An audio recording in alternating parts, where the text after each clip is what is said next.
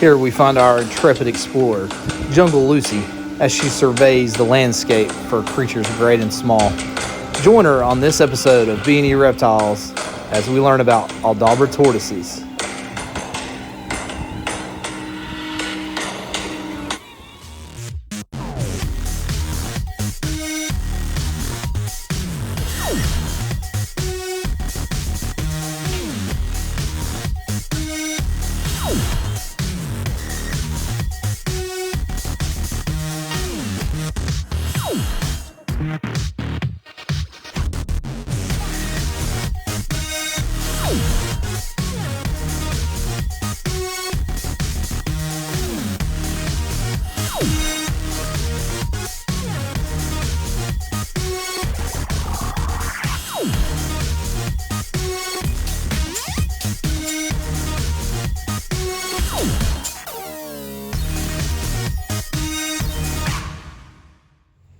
Tortoise is on the move.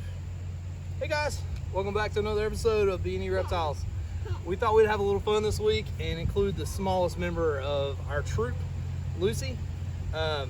We definitely want to have some more episodes with her and show just how great she is with the animals. She's learning every day. She's learning what these guys want to eat, how to take care of these guys. And this is actually her tortoise. These guys are the same age. They're both 2 years old. They were born in 2018. What we wanted to do was get Lucy something that would be with her whole life, something that's going to outlive us. So Aldabra tortoises, be easy, baby. Aldabra tortoises live well over 100 years. There is actually one in India that lived 250 years. Now the problem with knowing the age of these guys is they often outlive their keepers. And sometimes a lot of the records weren't that great when these guys were first kept. So the exact age on a lot of these guys is not known. But Lucy definitely loves our tortoise. She likes to boop him on the nose. These guys are from the Seychelles Islands off the coast of Africa. They get, like I said, they get 550 pounds for males, sometimes get a little bit bigger.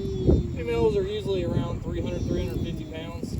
The top of their shell, the carapace, that's usually, males can be 4 feet, females, around 3 feet. In the wild, these guys are mainly herbivorous, but we actually have heard stories of these guys eating meat from private keepers in the U.S. Good friend of ours, Sam Pascucci in Florida. We'll put a link to his website and his YouTube in the description below. This is actually where Schroeder came from. Yay! He actually has a story of his personal Aldabras. They're adults. He has seen them stand straight up and a bird has landed underneath them and they have dropped their full weight on the bird and then consumed the bird after they got done. So these guys will definitely eat meat if the opportunity presents itself. So they're not strictly herbivorous in everything that they eat. There goes your tortoise. You better go get him. Go get him. And we got Schroeder. Schroeder was about half a pound, and he's grown quite substantially in the 2 years that we've had him. He's a little over 9 pounds now. We've kept a monthly record on him. As Lucy jumps on Erica's back. But his main diet with us is Missouri tortoise chow. We give that maybe once a week. And then we, they always say it's most difficult to film with kids and animals. And that is for certain. But his main diet is grass and weeds and Missouri tortoise chow. We do that about once a week. Supplement it with calcium. He also loves cactus pads. We do sweet potatoes for him. We'll do pumpkins in the fall. Not really much of a fruit at all. Sometimes in the summertime we'll give most of our tortoises, we'll give them watermelon. That just kind of keeps them hydrated when it gets super warm. Now these guys in the wild, they're considered vulnerable. They are from, like I said, the Seychelles Islands, and a lot of times with animals that are found on islands, they don't have that great of a population anyway. Because they can only expand a certain range where they're at. But what also happens with these guys, you have to be very careful with them in the wild, because if something came through that island, or you have you know, something like happened in the Galapagos Islands where they were hunted, you can actually exterminate a species quite easily, much more so than you would have an animal that's on a mainland where there you know, many more of them and they're more widespread. Now, we also get the question, how do you tell the difference in the large tortoises like an Aldabra or a Galapagos? Because they look very similar, the shells are very similar. Go ahead. If you'll take a look behind his head, there's a little notch right behind his head on the carapace, on the top part of his shell. 99.9% of Aldabras will have that little notch there. We have seen examples of one or two that didn't have that, but you can also look at the facial structure, and it's also different between the Aldabras and the Galapagos. That is an Aldabra poop. Believe it or not, you can actually tell the difference, or not tell the difference, but tell how healthy a tortoise is by their poop. If they have a poop that's pretty fibrous, pretty dry, not too dry, but you know, about this consistency right here that you're seeing, that means that everything's moving through the digestive system the way it should. He's eating the, you know, correct amount of roughage and fibrous foods that he is supposed to, nothing too wet and, you know, not too much fruit. So, you know, poop can be an indicator of how healthy your tortoise is. Another characteristic of Aldabras that's different than Galapagos, you see it's kind of hard to tell because he's a little bit small, but his snout is a little bit rounded right there between his nose. It's more, you know, flat and blunt on a Galapagos tortoise. What we want to eventually do is have a breeding population of these guys. If Lucy will let us, this is her tortoise, but maybe she'll do a breeding along with us when she gets older, and she'll let us borrow Schroeder.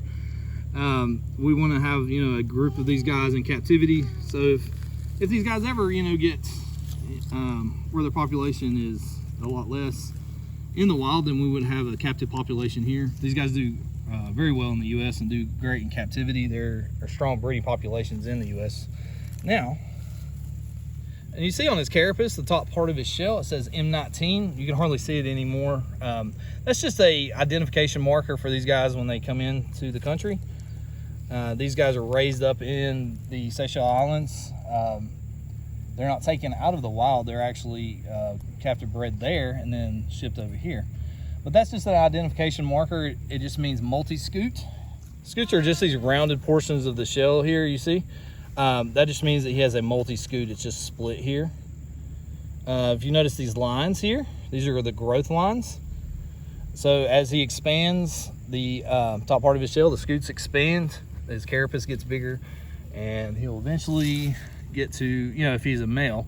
We don't know that yet. It usually takes quite a while for you to be able to tell if it's a male or female. These are one of the most social tortoises.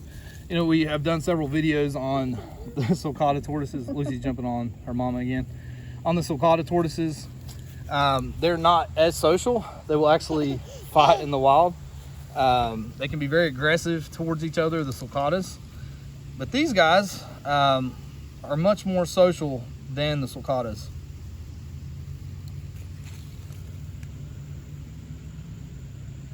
Well, if you want to keep one of these guys in captivity, you need to make sure that you've got adequate space, and that's true for any tortoise, but especially for these guys.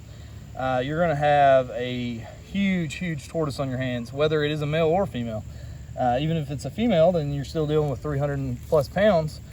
If that tortoise is out and it's going to be cold that night, you got to figure out how you're going to get that tortoise back home. A great way to do that with these guys is to offer them something to eat, something that they like, so they'll follow you home. But you know, if you have a tortoise that you're going to have several people to lift up to get back in at night, you need to think about that too. You need to have a place for them to stay. You need to have a heated barn for these guys. We only have the one right now, but they do say that it's better to have a couple individuals that will actually help them compete for food, make them more active when there's another individual. And you know, I think that you know, when a tortoise has another of his species, he's happier. So we want to eventually get more Aldabra tortoises and have a group here. Lucy would definitely be, or Lucy asked me to tell you all this information about her tortoise today. She has other things. She needs to make sure that Petey is listening, and she's going to try to feed him a stick maybe. I'm not sure. Yep, she's definitely trying to feed him a stick. But she wanted me to tell you all about her Aldabra tortoise. She loves her tortoise. She loves having him out and playing with him. Petey, yep.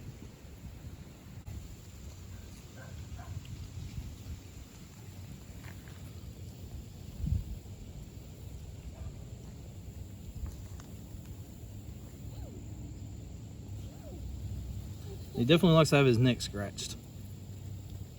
He's not too sure about the camera right now. If you'd like to eventually keep Aldabra tortoises, yeah, they're a very rewarding species.